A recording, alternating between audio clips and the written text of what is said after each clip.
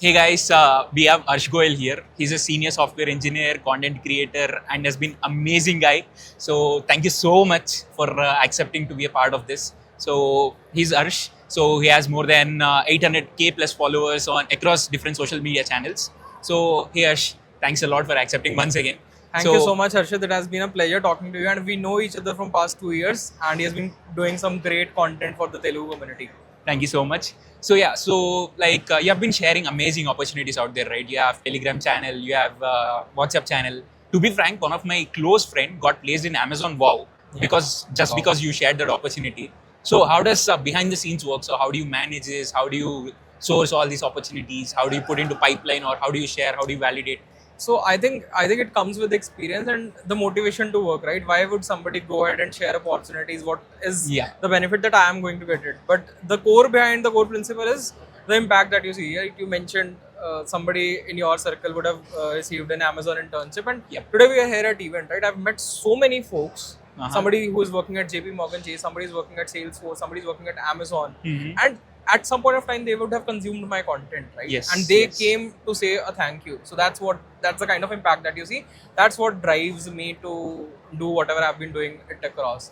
And yeah, how have I've been managing it? It's been close to 3-4 years that I've been in the space. Now I'm very well connected with all the recruiters. I know what are the timelines, how things are, what is important, what is not important, and that is what how it is being done via me through different communities, through different channels. I know what is something that students need at the most at this point of time. For example, placement season is starting, right? Mhm. Now, a lot of students would be very anxious that they're not getting Yeah. opportunities. Somebody from a tier 2, tier 3 college, how can they approach opportunities even if they have prepared a lot and they know a lot of stuff? So, it I see it as a ray of hope for those who seem like they don't have any opportunities. But yeah, I do see a lot of good stories. I get a lot of messages across different social medias of people getting placed. So that is what motivates me, and how this is how it's happening.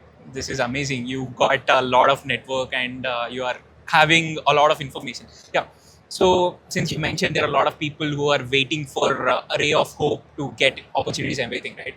So since we are in this era of AI 2025, so if you were to graduate in 2025, how would you do something different So to I get think placed? Or I think a lot of things have changed from the yeah, past 4-5 years, but the fundamentals remain the same, right? correct. Even in 2021 or before 2021, if you want to get into big tech companies, your fundamentals of data structure algorithms should be well. You should be well versed with those algorithms. You need to solve those problems, and I think the hiring pattern is still the same. The things have changed in terms of people using a lot of different tools to learn, right? A lot Correct. of content that's available, and now anyone and everyone who, irrespective of the college, can get into any company and can learn whichever skill they want, right? That's what has changed. Correct. But when it comes to what I should have done or what I would have done, I think I would have been more aware of things, because there are so many things happening and you need to pick and choose what is suitable for you and apply for maximum of them, even if you're not confident, right? Because once you apply for something, now you're accountable, then you start preparing for that opportunity, and slowly and gradually you improve upon that. So that's how things work. So I would have tried a lot if I would have been in 2025. And there's a lot of new spaces growing, and we have seen Gen AI in the past 2-3 years. Correct. People are building AI agents. Again, a good opportunity for many folks to maybe monetize or have a career in this. So look out for such opportunity, and if you're particularly interested in this, there is a huge scope. Again, not just for AI, but any other field. You build your expertise, be in the top 1%, you can crack any job, you can get any amount of package. So that's how it works. Damn, that's amazing. So I believe a lot in network actually. The reason why I'm sitting in front of you is because of the network. The reason why I got the stand, the microphone in just last minute is because of the network. The people sitting behind the camera also. All of the friends that I got is because of network, and I met a lot of people out there. So what's your take on network, and how important do you think it is for everyone? So I think a very important thing to mention, right? It's all that network gets you everything. Yeah. Be it if you're looking for a job, right? Go to a networking event in Bangalore, talk to multiple founders. If you're capable enough, if you're skilled, there's no dearth of opportunities, there's no dearth of job. You can get your internship, you can get your job, right? Even as a developer, if you want to upskill and you want to be in that top 1%, and the kind of mindset, it's generally said you are an average of 5 people around you. Yeah. If you are in that network position between those 5 folks, I think that would make you stand out from the crowd. So try to be among that crowd. So how will you be among that crowd? It's majorly about networking. For example, you knew somebody and he further knew somebody, and that's how you connect. So very, very important part networking has been for me as an individual. I have been a part of a lot of communities when I was in college, being a DSC lead, we used to call it at that time.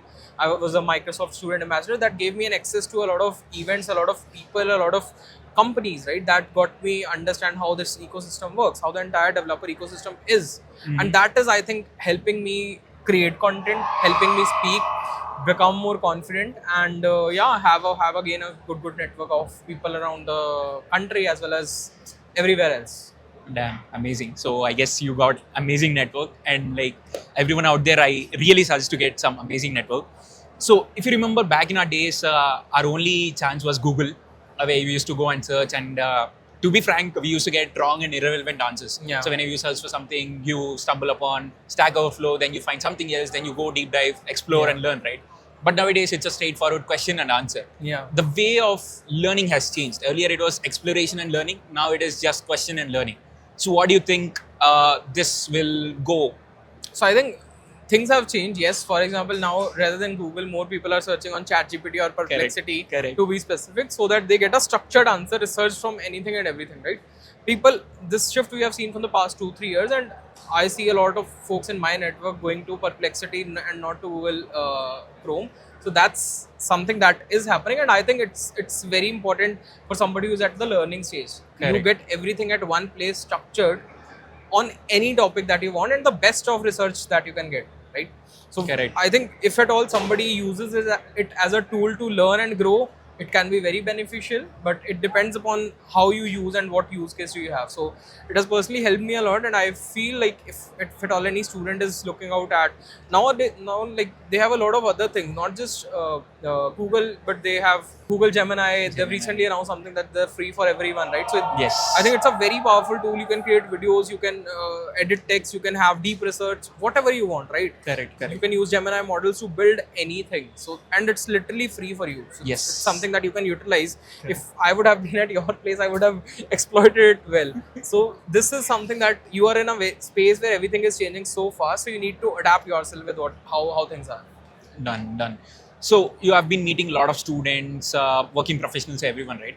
What is one biggest mistake you see people keep on repeating, and what is something that you feel that if they stop it right now, that will be great? So I think people are always in that FOMO of like they don't have that skill set, right? They're very underconfident on their skill set, even if they know a lot of things, and they don't try out a lot of things. So it's more around, if at all you're working professional and you feel like this is your dream company, go ahead and approach, go ahead and apply, go ahead and give that interview.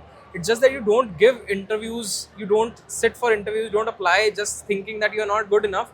That is not going to help. Even for students also, everyone is at the same level, right? It's not just, it's just that somebody has practiced more than you. That's what makes the difference. You can also practice that. So the only core fundamental mistake I would say is people are afraid of getting themselves out. Also, not just this, but people are very underconfident coming on camera. I would have seen people very conscious on coming on camera, and again, now everything is online. You have your phone in hand, you're uploading a video. Imagine you're in front of 1 million people. 1 million people have seen you through one content piece that you created, and you have 365 chances in a year to get viral. Correct. So again, it's more around how you use it and how you become confident. That's, I think, would improve a lot of things. Correct.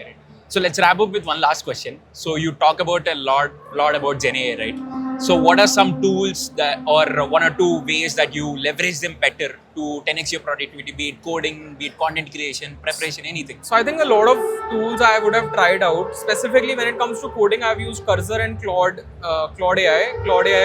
Code. So they have been very, very helpful when it comes to writing the initial set of code, and then if your fundamental knowledge is good, right, you can easily tweak and get to a good answer. Correct. So I've been using these two. For research, I've been using Perplexity, and there's a company known as u.com. I've been trying out and using that for a lot of research that I do, not just for content, but for anything and everything. Like I go there and I type something and I get a structured answer with all the resources from where those things were taken. And so that's something that I find really cool. Apart from that, I would have used some AI tools for testing, some tools for developing code, something that can help me create videos, or I would have tried some models on how can I make a virtual clone of myself. I would have tried a lot of these tools, but yeah, personally, I've been using Claude, Cursor, and a few more other tools. Nice. So I'll have a small rapid fire for you. Sure. So, what is one tech skill that you feel is overhyped? Not overhyped, but yeah, prompt engineering is a lot overhyped. Okay. So, lead code or projects? If you have to choose only one. I generally advise a balance, but if at all you need to choose one, lead code first. Lead code first. Okay. Biggest myth in off-campus jobs? Your biggest myth is that you don't have a lot of off-campus job, but in actual you have a lot of off-campus jobs. Makes sense. First thing you Google when you're stuck? First thing I Google when I'm stuck, I don't Google, I do ChatGPT or Perplexity now. Okay, makes sense. One tool that helped you change the way you look at things or One changed tool? your work? Yeah. I would say a lot part would be Claude Code and Cursor. I've been using it from 7-8 months and it has given me some really good results and I've saved upon some time. One last question. Since we both are content creators, one myth you want to burst about content creators? One myth about content creators. Every content creator is in FOMO that he or she should. This is the next step. This is the next step. But there's nothing like. There's no end point, right? There's no end. You're happy at 10,000. You're not happy at 100K. You're not happy at 500K. You're not happy at 1 million. So there's no point where you should achieve, where you think you are and you achieve happiness. It's just the True. journey. If you're enjoying it, you can continue it for a longer period of time. If you'll chase numbers, only numbers, then it's very tough or hard to maintain it. Makes sense. So once again, thank you so much for taking out your time in a busy you so much. schedule. Thank you so much. Thank you, Let's Arshad. meet It once was a again. pleasure talking to you and it has always been.